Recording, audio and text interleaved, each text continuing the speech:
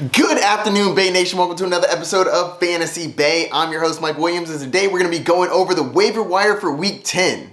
This week was a crazy week of football, but it didn't lead to the best waiver wire week. But let's see if we can find something that'll help your roster moving forward. Starting off with the quarterback position. Carson Wentz is actually playing pretty well. In the last 3 weeks, he's the second best quarterback. I think you could pick him up and fire him up. He's going against the Jaguars. Yes, I know they played well against the Bills, but I don't think that that's going to be a trend moving forward. Up next, I have Teddy Bridgewater, quarterback for the Broncos, going against the Eagles. I think that's a fine matchup. And did you see what just happened in that Dallas Cowboys game? Offense is looking pretty good. And last but not least, Matt Ryan. Matt Ryan was third on the week. And this week he gets the Dallas Cowboys. He beat New Orleans, which put them back in the playoff race. This week he has Dallas Cowboys. I definitely think that the Cowboys are going to come to play. They sure didn't last week. If you're desperate, you can use Big Ben.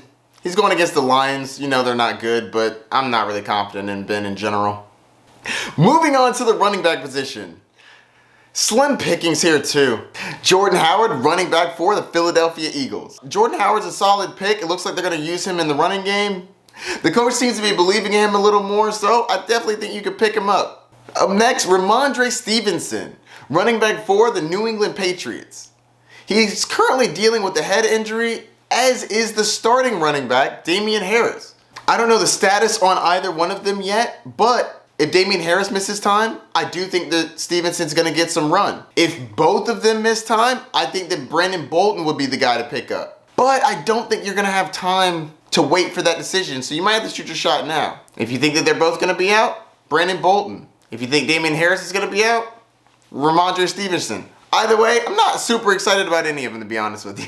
If you have nobody else to pick up and you need a running back, Le'Veon Bell's getting a little bit of work for the Baltimore Ravens, and Ty Johnson is a backup running back for the Jets. That really doesn't make me excited at all, but if you're super desperate, I guess. I doubt this is going to happen, but check to see if James Conner's on your waiver wire. With Chase Edmonds going down, I definitely think he's going to be extremely valuable. The odds are he's not there, but yeah, it's worth a check. With Chase Edmonds out, all of the work isn't going to go to James Conner. So Eno Benjamin, running back for the Arizona Cardinals, is probably going to see an uptick in work as well. It's a high-powered offense. You definitely want a piece of that. He's worth a grab. Unfortunately, Nick Chubb and Demetric Felton have both tested positive for COVID-19. John Kelly also tested positive for COVID-19. That's 3 running backs on the same team with COVID. Dearness Johnson being by himself, that's kind of crazy. But it's looking like it's going to be a reality. The Browns are going to bring somebody else in, but nobody that's going to get significant work. Now, there's still a chance that they can play this week because they're both vaccinated, but if they miss, Dearness Johnson is going to be an incredible play. Check to see if he's on your waiver wire. A lot of people probably dropped him. Now they go against the Patriots, which is not a great matchup, but when you're the only man in town, you're going to get the work. Also, Devonta Freeman for the Baltimore Ravens. With Latavius Murray down, I do think that he's going to be the lead back in this role. Now, lead is a relative term because the starting running back is really Lamar Jackson, and then he's kind of splitting with Le'Veon Bell, but desperate times calls for desperate measures. Moving on to the wide receiver position, Brandon Ayuk, wide receiver for the San Francisco 49ers. I think he's a solid grab. He had 6 receptions for 89 yards and a touchdown. I think that he's going to be utilized more moving forward. A lot of people drafted him in the 4th and 5th round in their fantasy drafts. They probably dropped him after he was getting zeros and playing pretty terrible. Check to see if he's on your waiver wire. I definitely think he's worth a grab. This next one I've been telling people to pick up for weeks now. Tim Patrick, wide receiver for the Denver Broncos.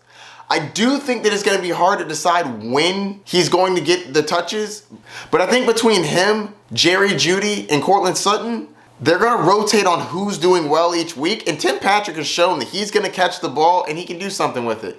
So I definitely think he's worth being on your team, and fire him up if you need a wide receiver 3 with upside. Rashad Bateman for the Baltimore Ravens is also on a lot of waiver wires. I definitely think he's worth grabbing. Van Jefferson, wide receiver for the Rams. He's been on the field a lot lately, and Matthew Stafford seems to be targeting him. Deshaun Jackson left for a reason. I believe that reason was because Van Jefferson was getting a lot of his touches. So I definitely think he's worth a grab. And last but not least, Elijah Moore, wide receiver for the Jets.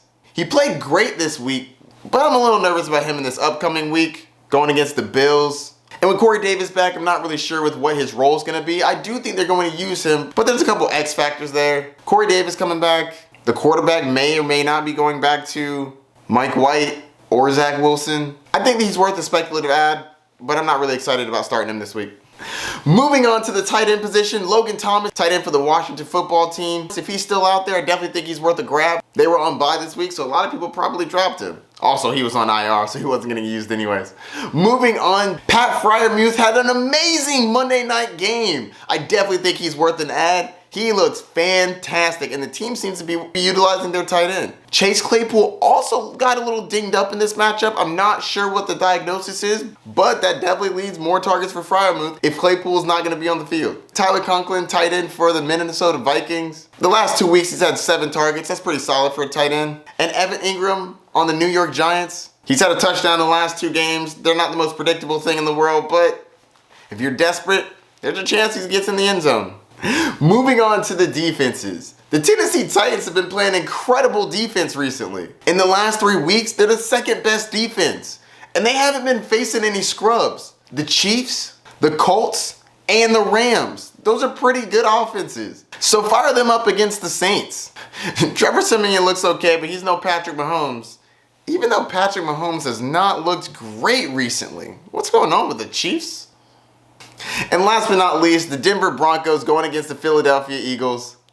The final score may look closer than it was, but the Broncos shut out the Dallas Cowboys for a vast majority of that game. It was like the 4th quarter before the Cowboys scored any points. It was bad. Broncos defense looked pretty good, even without Von Miller, which was weird. Who would have thunk it?